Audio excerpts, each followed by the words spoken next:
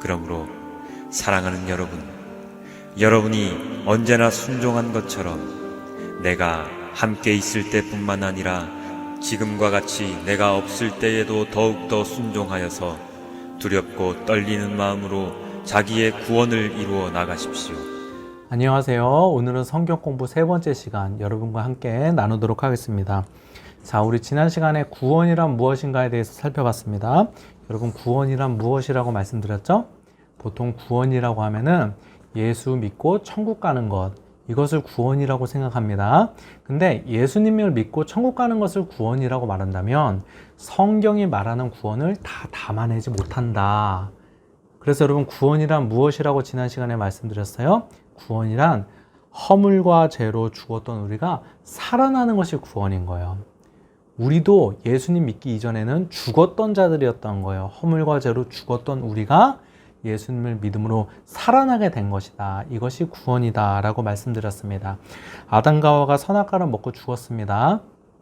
하나님이 선악과를 먹으면 죽는다고 말씀하셨기 때문에 먹으면 죽어야 되는 거예요. 안 죽으면 하나님이 거짓말을 한 것이 되는 거예요. 자, 아담의 영, 선악과를 먹고 죽었습니다. 하나님과의 관계가 단절됐어요. 이게 죽은 거예요. 그럼 아담의 육은 어떻게 됐죠? 당장 죽지는 않았지만 죽은 거예요. 왜냐면 죽을 거잖아요. 이건 죽은 거나 마찬가지란 말이에요. 자, 그러면 여러분 잘 보세요. 구원이란 죽었던 우리가 살아나는 것이니까, 자, 보세요. 우리의 영, 살아났어요. 언제 살아났죠? 예수님을 믿는 순간 우리의 영이 살아난 거예요. 이거를 거듭난다고 말하는 거예요. 그러면 우리의 육은 어떻게 됐죠? 우리 예수 믿기 전이나 예수 믿은 이후나 우리의 육신 지금 똑같은데요? 아직 우리의 육은 살아나지 않은 거예요. 아직 죽을 몸인 거예요. 그럼 이건 언제 살아나나요?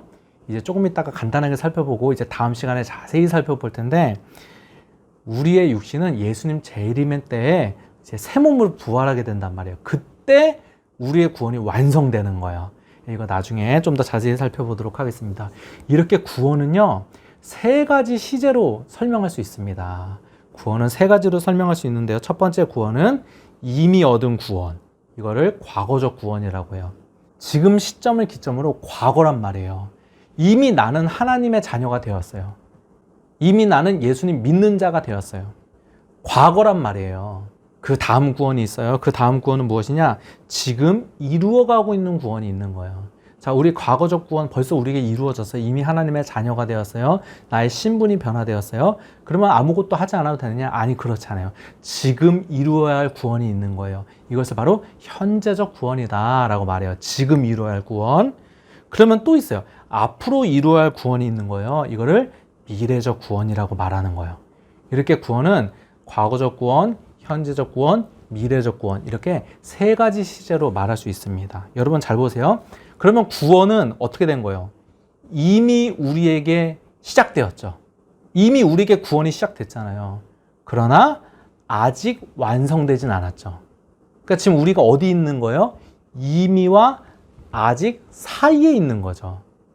이게 조금 어려운 내용인데 이런 내용이 있어요. 그래서 이미, already, 아직, not yet, 그 사이에 우리가 있다. 지금 이러한 상태다. 이렇게 말을 합니다. 그리고 이렇게 과거적 구원, 현재적 구원, 미래적 구원, 이 세 가지 구원을 다 통틀어서 구원이라고 말하는 거예요.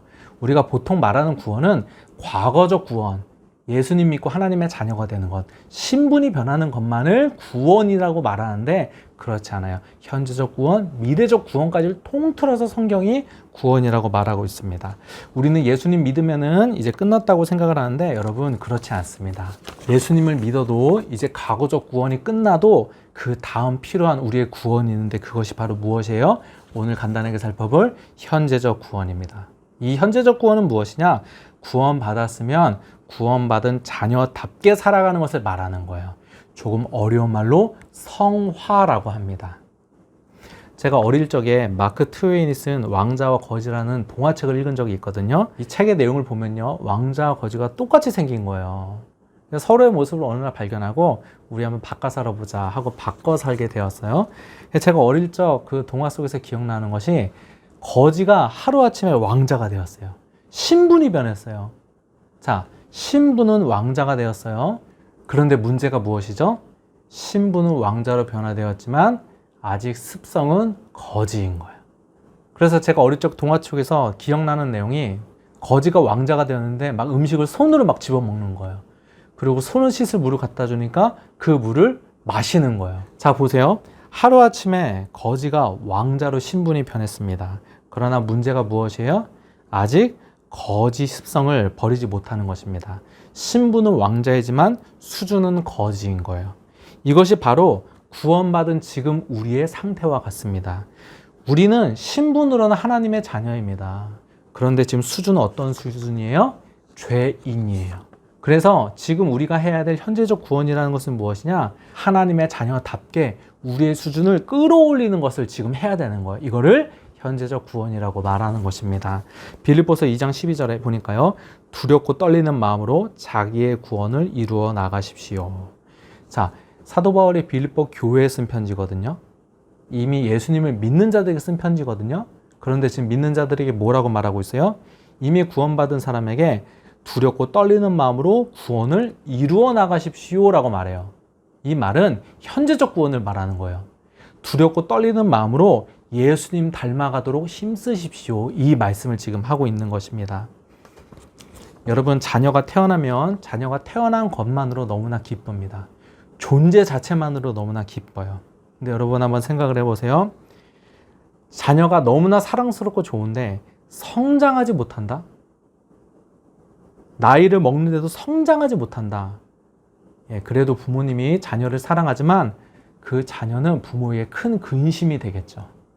여러분, 하나님도 똑같습니다. 하나님 우리 너무나 사랑하십니다. 그런데 우리가 성장하지 못하잖아요. 그러면 그것이 하나님에게 있어서 큰 근심이 되는 거예요. 여러분, 우리가 예수님 믿어서 하나님의 자녀가 되었잖아요. 그럼 자녀답게 성장해야 되는 것입니다. 여러분, 지금 예수님 믿은 다음에 우리 삶의 목표가 이것이 되어야 됩니다. 우리 성장이 돼야 돼요. 여러분, 예수님 믿은 지 몇 년 되었는데도 내 신앙이 성장하지 않는다. 그럼 여러분, 그 신앙에 문제가 있는 것입니다.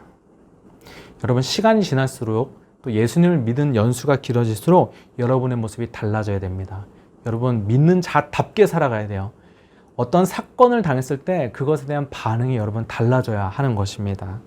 여러분, 이렇게 성장을 이루어가는, 현재적 구원을 이루어가는 여러분 되시기를 주님의 이름으로 부탁드립니다. 여러분, 생각해 볼 질문 하나 드릴 텐데요. 당신은 성품적으로, 영적으로, 또 삶에 있어서 성장하고 있습니까? 또 두 번째 질문은요. 여러분이 성숙하게 반응해야 되는 혹시 상황이 있으신가요? 예전에는 미성숙했다면 이제 여러분이 성장해야 되니까 성숙하게 반응하기를 하나님이 원하시거든요. 혹시 여러분 그런 상황이 있는지 한번 생각해 보시기 바랍니다. 감사합니다.